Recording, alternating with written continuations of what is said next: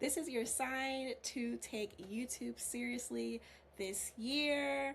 I believe that you only really need one good year of consistency to just basically kickstart your channel off.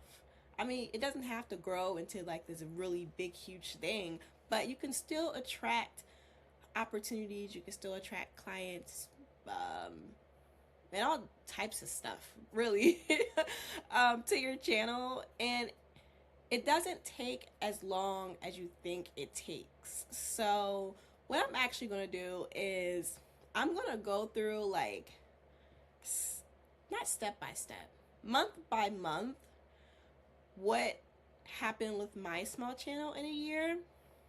And again, my channel, it's not super big, but I was still able to attract clients and opportunities, digital product sales and such. So my hope is that with this video, it will inspire somebody to get on YouTube and to just basically take it more seriously. So I have my notes right here. And yeah, we're going to talk about it. Okay, so, and for the first year of YouTube, I basically stuck to posting one video a week. And then there were a few times where I did like daily sprints. So there was twice during that year where I went on a sprint where I posted for like 20 days straight. I think 20 days is a good sort of like time frame to go on a daily sprint, because 30 days, when you do 30 days, it's kind of like, then you're kind of like behind on the next month. But the way, I used to do my YouTube videos and get them out consistently was I used to batch schedule content. So with that, it's like 20 days was good for me because I was still able to like use the remainder 10 days of the month to like get my content out for the next month. Okay, so let's talk about what actually happened within that first year. So first 6 months being on YouTube, I mean, there's not really much to talk about there. I had 31 subscribers. 31 to about 40 subscribers for like the first 6 months. So I started in like July and up until December. That's kind of where it stayed at. But even though I didn't have a ton of subscribers, I think I had like a good amount of views. But with that, let's see. With that, I had got a few engaging comments, and I also got like maybe like a few people sending me emails asking me for my services, and someone had given me like a shout out on another social media platform. Honestly, at that point, I wasn't even worried about it. I told myself that I couldn't complain about YouTube not working, and I could not say anything about anything not working unless I was consistent for a year. So that was just my mindset going into it. I think everybody should have this mindset. This is what I tell my clients all the time. I'm like, don't say anything to me. Don't complain about anything unless you have posted at least one video for a week, like for a whole year. So yeah, that's what happened. And I took those small wins and I was really excited about them. And I think that's like the key right there, is being excited about the small wins, because sometimes it can really drag on. I mean, I've had YouTube clients where they posted for maybe like 2 months and their channel kind of like, took off a bit. But yeah, mine's took basically forever. Okay, I'm not gonna say forever, but it took about 6 months. All right, so after the 6 month, the 7 months in, I actually did have a video go viral, and that's when my channel grew a significant amount. So basically it went from around those 40 subscribers to over 2,000 in like a matter of like 2 weeks. After that happened, it was just kind of like a snowball effect. So my website traffic went up about 500, 700. Like, it went from like 100 viewers per month to like 500, 700 viewers per month. That's a big difference. What also happened was I had sold a bunch of my video editing courses at the time, which previously nothing was selling. So, it just shows that like what a boost of traffic could do. The Amazon influencer program accepted me into that. And I got my first client from YouTube. So just seeing that, it just really gave me a taste of, what YouTube could actually do for you, and actually what a boost of traffic could do for you, really. That's one of the main reasons I got on YouTube, was I wanted to market my sort of like video editing services and get more clients for that. So that's why I started YouTube, and to see that that was actually happening, I was happy. I was happy because of that. So that's what happened sort of like within the first 7 months. I think I did also get like about 8 calls booked to my calendar from YouTube. So that was really cool. 8 months in on YouTube, I was getting like calls from YouTube, but I realized there was like a bit of mismatch between the people who were getting on the calls and who I wanted to serve, but it wasn't too far off. So I just decided to create like a membership program, and I launched that with the YouTube audience.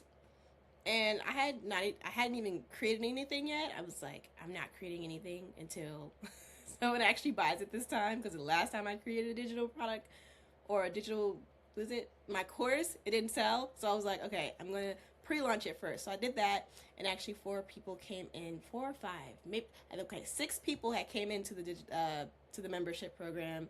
And yeah, that was like my first experience with like pre-launching something. So I was like, okay, cool, it's obviously working, right? And notice how it just like kind of just keeps going. It's literally just like this hockey stick sort of like growth. And so like when it starts off, it's kind of slow, and then it just kind of, continues to grow. Okay, so month 9 was pretty quiet. But it was like still growing. Month 10, I actually did a 20-day live streaming challenge. I was really close to being like officially monetized, but I needed like, I think 300 more watch time hours, which isn't a lot. And for the people who like don't know, basically you have to get your 4,000 watch time hours within a year, and you're 1,000 subscribers. I had the 1,000 subscribers, but I didn't have the watch time hours. If you don't get it within a year, then YouTube will start deducting watch time hours from you. So you have to get all of that within a year. And I was only 300 hours away. And originally that wasn't my goal with YouTube, but I was so close. I was like, it was bothering me. So I was like, it was like, okay, I want to hit this. So I did a live streaming challenge, and it almost got me there. Almost. Live streaming is a really good way to get your watch time hours up, by the way. So month 11 was my birthday month. I think I only posted like 4 videos that month. And then month 12, I had actually posted 8 videos this month, but one of my videos went viral again. And yeah, that put me over the threshold to get monetized by YouTube. And so I actually think I got a check from that like a few months later. But this time when that video went viral, it just completely almost took me out. I'm not gonna lie.